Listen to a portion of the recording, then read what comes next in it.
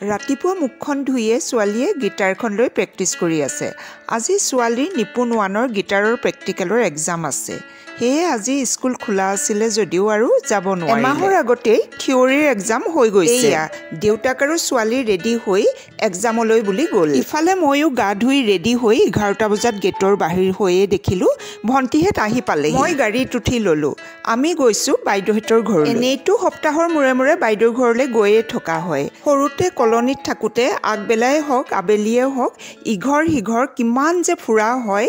তেনেকে আমাৰ ঘৰলৈও আলহী আহে। কথাখিনি কওঁতে মোৰ মনত পৰি গৈছে আলহী আহিলেই লুচি আলু ভাজি অমলেট কৰাৰ নিয়ম আছিল। আজিকালি মানুহৰ ঘৰলৈ গৈ আলহী হৈ আমনি দিব আৰু নোৱাৰি। গতিকে আমাৰ বাই ভনীকেইজনীৰ মাজতে সঘনে অহা যোৱা হৈ থাকে। এয়া হৈছে বাইদেউৰ ল'ৰা। ইঞ্জিনিয়াৰিঙৰ ফাৰ্ষ্ট ছেমিষ্টাৰৰ এক্সাম দি এমাহৰ ছুটীত ঘৰতে আছে। গোটেইকেইজনীয়ে হাঁহি ফূৰ্তি কৰি চাহ খাই যাবলৈ ওলালোঁ।